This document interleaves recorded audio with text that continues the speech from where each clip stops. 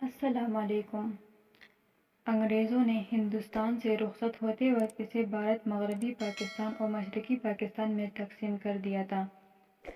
بڑی افراتفری کا عالم تھا، قتل عام ہو رہا تھا۔ میں اپنے بوڑھے ماں باپ کے ہمراہ ایک سڑک سے گزر رہا تھا کہ کسی نے اچانک حملہ کر کے میرے ماں باپ کو شہید کر دیا۔ اس وقت میری عمر 10-11 سال تھی۔ میں گھبرا کر ایک جھاڑی کے نیچے چھپ گیا۔ اچانک کسی نے میرے کندھے پر ہاتھ رکھا۔ پہلے تو میں سمجھا کہ وہ وحشی واپس آ گئے ہیں، مگر وہ 2 میاں بیوی تھے۔ انہوں نے انسانیت کا ثبوت دیا اور مجھے اپنے گھر لے گئے۔ مجھے اس وقت مسلم اور غیر مسلم کا فرق معلوم نہیں تھا۔ دونوں سکھ خاندان سے تھے۔ گھر لا کر سردار جی اور ان کی بیوی نے مجھے پیار سے کھانا کھلایا۔ وہ بے اولاد تھے اور مجھے اپنے بیٹے کی طرح پیار کرتے تھے۔ جب حالات بہتر ہوئے تو مجھے اسکول میں داخل کروا دیا گیا۔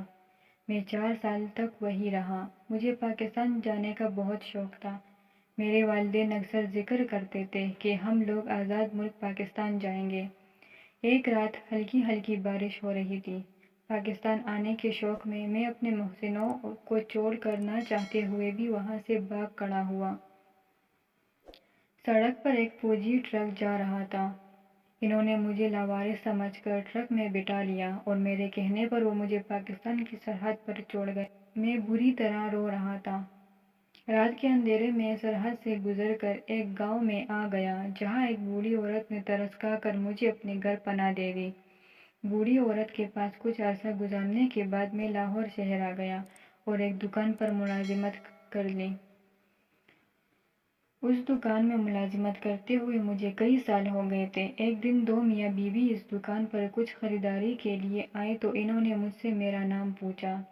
مجھے اپنا نام خود معلوم نہیں تھا۔ میرے اصل والدین مجھے نوشا کہہ کر پکارتے تھے، شاید پورا نام نوشاد ہو۔ جب میں سکھ خاندان میں آیا تو وہ بالاجی کہنے لگے۔ میں سوچ میں پڑ گیا اور میں نے اپنا اصلی نام نوشا بتایا۔ بوڑھی عورت مجھے غور سے دیکھ رہی تھی۔ اس نے اپنے میاں کے کان میں کچھ کہا۔ ایسا معلوم ہوتا تھا کہ وہ مجھے پہچاننے کی کوشش کر رہے تھے، مگر میں انہیں پہچان نہیں پا رہا تھا۔ آخر بوڑھی عورت نے کہا، تم بالاجی تو نہیں ہو؟ میں بالاجی کا نام سن کر ڈر گیا۔